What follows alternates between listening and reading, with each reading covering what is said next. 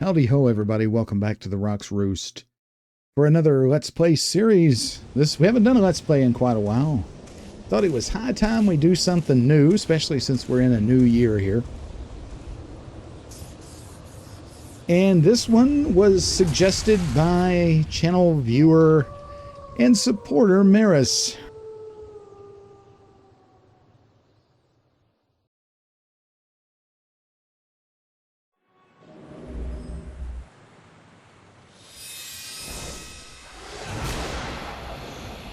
Thank you, Maris, for suggesting this one for me. I think it's going to be a lot of fun. Made, of course, by Troika Games. If you haven't guessed which game we're playing yet, you're getting ready to find out. Troika, founded by Fallout creator Tim Kaine, as well as Jason Anderson and Leonard Boyarsky, or Boyarsky, I believe. I don't want to butcher his name. All three legends in their own right in the gaming space. Troika only made 3 games before they went defunct. There was this one, Vampire The Masquerade Bloodlines, which we're going to be playing here very shortly, as well as Arcanum of Steamworks and Magic Obscura, which I also have not played, and The Temple of Elemental Evil, which is a video game remake of an old tabletop campaign in the Forgotten Realms, that was made in the video game version. It was in 3.5 edition rule set. I haven't played Temple of Elemental Evil either, so the 3 Troika games, never played any of them. Maybe we'll play the other 2 at some point, but today we're going to be taking a look at Vampire The Masquerade Bloodlines. Now, this game is a legend in its own right. I have never played it before. Again, it is blind. Please, no spoilers in the comments. Helpful tips are welcome, but no spoilers, please. It is rare that a legendary game like this has not been played, so please don't spoil it for me. I appreciate that. We're going to go ahead and start this here in a little bit. I've been debating how to build the character for this, and I think what I'm going to do is, by and large, kind of build a character that reflects myself. So we're going to click New Game. Hop on in here. I can't wait to jump into this game. I've heard about it for, well, over 20 years now. This game came out in 2004.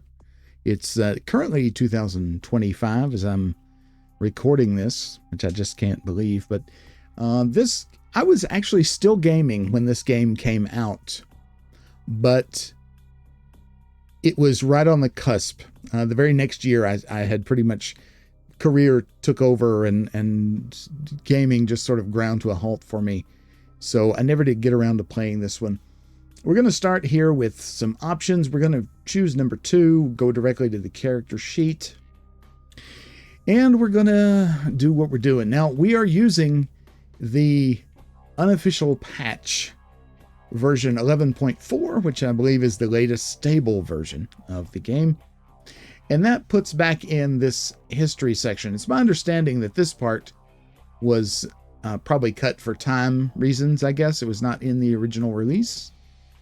Correct me if I'm wrong about that, but I'm pretty sure, based on what I've read. The name, of course, is Roxanne. That's already filled out. That is our female name. That should tell you that we're going to be playing a female. Apart from that, we're going to be playing as myself, translated into this world. Let's see. Let's start with the clans. The Bruja. Bruja are passionate idealists and rebels, more likely to fight for their thoughts, or for their rights rather, than write protest songs. In fact, in life, most Bruja sought social change, and in undeath, most clan members commonly seek the creation of the vampire utopia. As militant radicals, they are renowned for their combat skills, but are also more likely to frenzy due to their hot-bloodedness, so to speak. They receive a +1 to their unarmed feat, but are penalized with a -2 to all frenzy checks due to their zealous natures. My understanding is that frenzy causes you to lose control of your character, at least to some degree. That doesn't sound very awesome, but this is kind of like me, although not terribly so. The gangrel. Gangrels are wild loners, most in tune with the beast within, allowing them to shape-shift into more beastly forms. Nomadic in nature, gangrel care less about vampire politics and prefer to dwell and hunt at the outskirts of society. Because of their animalistic nature, they receive a +5 to strength, stamina, and wits during frenzy. However, because of their inherent feral nature, gangrel receive a -1 on all frenzy checks. That doesn't seem like me either. Malkavian, known as lunatics because of their ability to hear voices of insight and subject others to their insanity through their discipline dementation. The world appears much different to the Malkavian than it does to the sane clans, though the extent of a Malkavian's madness depends on the individual. A blessing and a curse. A Malkavian's insanity will help or hinder them depending on how much they struggle against their own nature. Malkavians start with a +2 to inspection. Okay, now that sounds a little bit like me. I don't hear voices, but insight, that sort of thing, that's something that I've been described as having. So, and I do feel like I have. Nosferatu, that is not me. I'm not a hideous, skulking, powerful vampire. This would be a cool challenge run, I'm sure, since this is my first time playing. I don't think I'm going to do the Nosferatu. Sorry if you were watching for that. Toreador picture themselves as artistes and visionaries. They value the high society mentality that the Camarilla reinforces. Of all clans, the Toreador are the most connected to the mortal world through arts and entertainment. Toreador are beautiful creatures, svelte and seductive, and move almost effortlessly through society of the living. The Toreador's empathy is both a gift and a burden. All humanity shifts are doubled. While I'm not a social butterfly, things like empathy, that's something I've been described as having in large quantities. Possibly. Tremere. Blood sorcerers born from mystic rituals and diablerie. It's an excellent word. The Tremere are the least trusted of the Camarilla clans. Typical for a mage, I would think. The ritual the Tremere used to transform from living mages into undying monsters stripped them of their magic arts. To compensate, the vampires of Clan Tremere developed thaumaturgy, the powerful discipline of blood magic. The clan guards its secrets jealously and are the only kindred to wield this powerful discipline. The pursuit of arcane knowledge comes before all else, and reliance upon it has weakened the bloodline. Tremere can raise no physical attribute above 4 points. Now, I generally play mage because in my real life, intellect is probably my highest stat. But that seems like it could be very difficult. I'm not sure. Usually when the first time you play a game like this, it's usually best to play melee-centric or at least range, at least some physical damage output. I don't know how this game is balanced, but mage is usually harder to play in a lot of games, so we'll see. Or maybe we won't. I don't know if we're going to do that or not. Ventru, the upper echelon. So these are the upper class twits of the vampire world. I don't want to wear my voice out. I'm going to read the whole thing. If you want to read it, you can pause it. Feeding on low lives can cause them to vomit. That sounds not good. But this does not sound at all like me. And again, I'm trying to build me, just a female version of me. Mostly because I don't, I want to look at a female character the whole time we're playing this. I don't want to look at some guy. That's the main thing. Don't read too much into this, guys or gals. I'm not a beautiful creature. That's not really me. I'm thinking the Malkavian is actually the most like me. Maybe. I really think that sounds the most like me. Okay. History. Homosexual. No, that's not me. Ex-gymnast stripper. That's probably not me. Your entire childhood was spent either in school or at practice. Daddy was too busy to tell you there's no such thing as a professional gymnast. And mommy was busy looking for a new daddy. Nice. Swap the priority of your attributes to physical Mental social, that's not us. Women's prison guard. You were black-hearted, violence-loving badass when you were alive, and you're still an evil maniac in unlife. You always hoped it would be more like Skinamax, if only. Swap the priority order of your attributes to mental, physical, social. That's possible. Possible. Long and little foot. Don't help me. Your dual deformities make life difficult. Oh, long and little. Oh, I get it. But you're one of those hard luck triumph in the face of adversity stories that people just gobble up. You can never range your dexterity above 1, but you start with an extra point in humanity, charisma, and wits. That's possible. Never raised dex above 1. That sounds terrible, though. Although I am kind of clumsy. Burnout. Science has yet to prove the link between marijuana use and decreased mental activity. You say you've always been a little slow, but that's just because you're so mellow. No, that's not me. Ninja, that's not me. Firearms never raised above 0. Okay. Doomseer. Now that sounds like something I would be. The paralyzing fear of eternal death has an iron grip on you. Doom is just around the corner for you, for everyone. You just know it. And you lack faith in your vampiric abilities. What's the use anyway? You don't trust Obfuscate to work and therefore cannot maintain the effect for very long. Each level of Obfuscate has a shorter duration than normal. You are constantly on the lookout for danger, however, and can maintain Auspex longer. I have no idea what those are. I guess Obfuscate means, you're hiding, right? Like a stealth thing. And Auspex is being able to detect critters or people, detect life or unlife, maybe. I don't know. Completely batshit. Okay, that's me. All right. Say, there we are. The curse of Clan Malkavian burns white hot in your veins. I read pants there, but it says veins.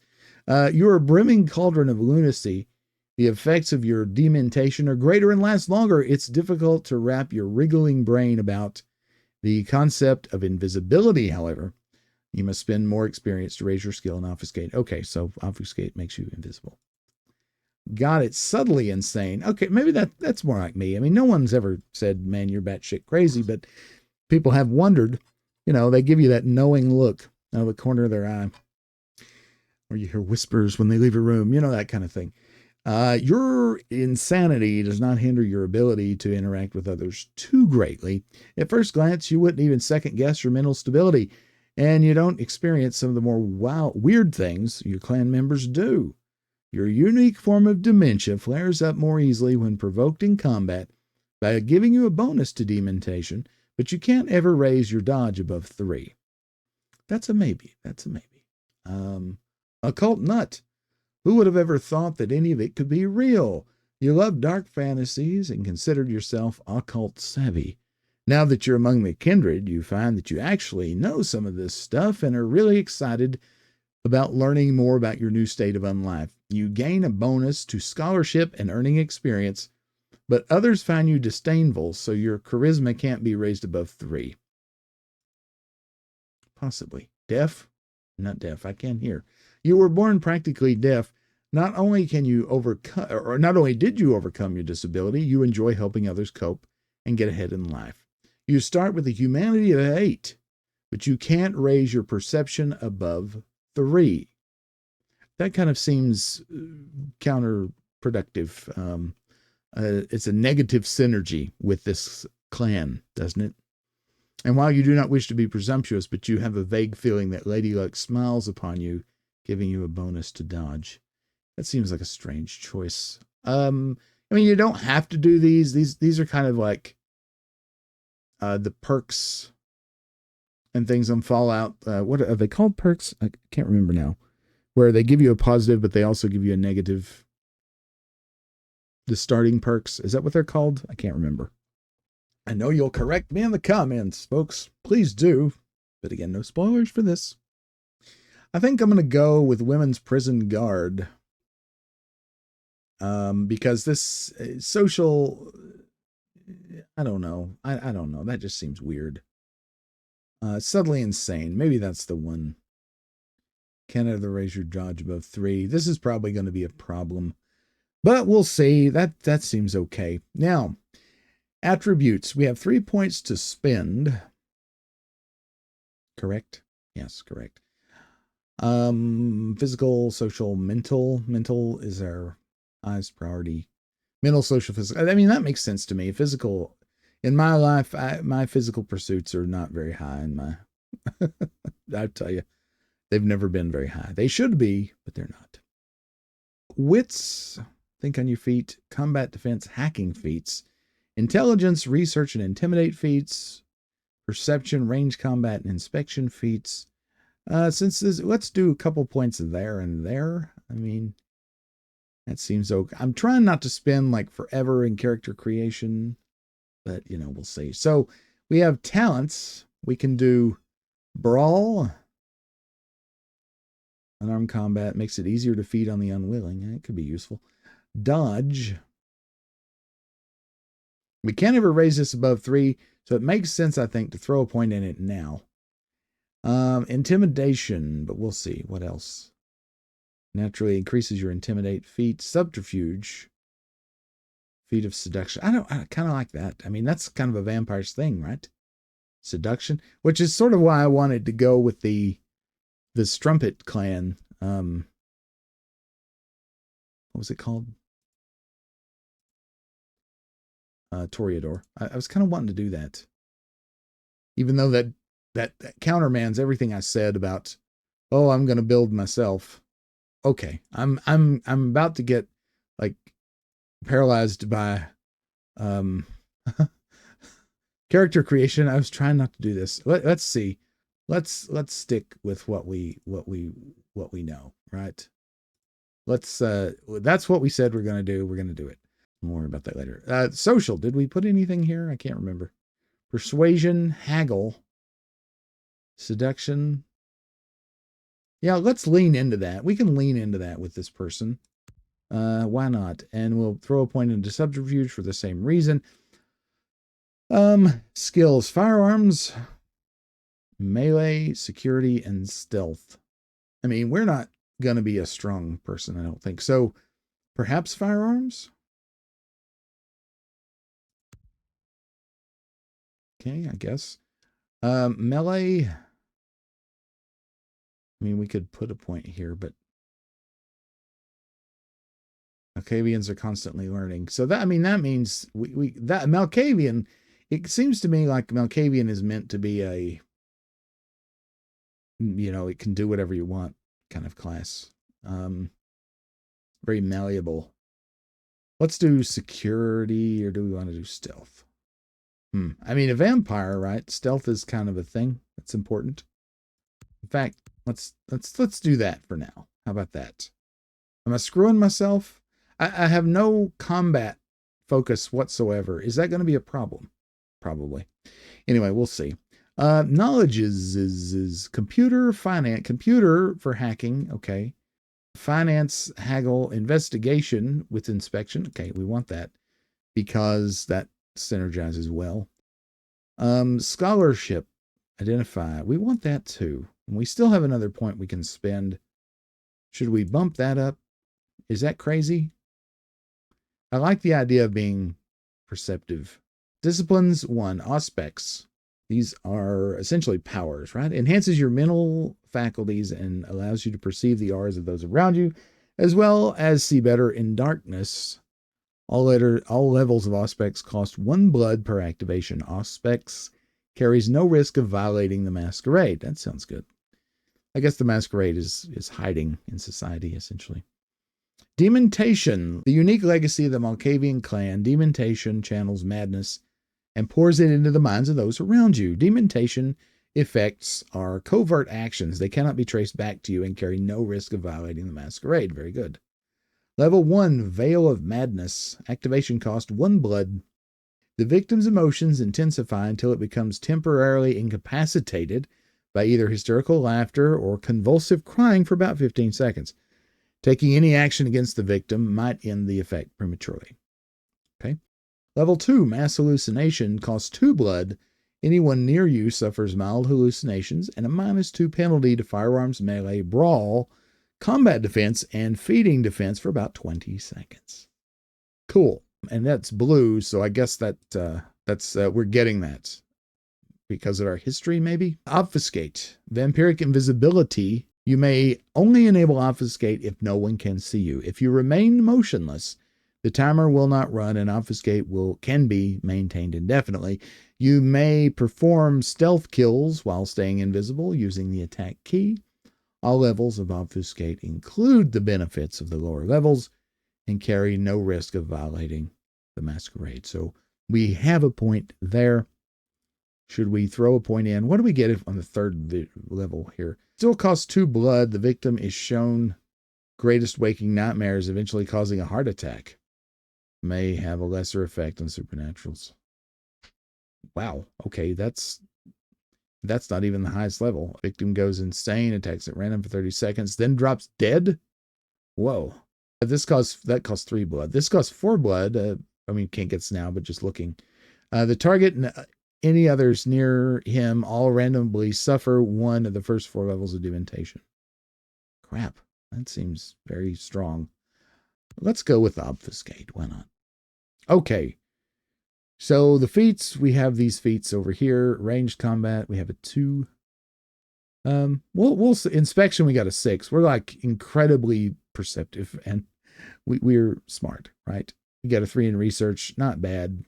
Got a 3 in seduction. That's a good. That takes me in a direction I kind of want to go. Sounds interesting to me. I don't run around seducing people in real life, but if I were a female, probably I would. I don't know. Sometimes wonder, oh my goodness, what are we thinking? I don't know.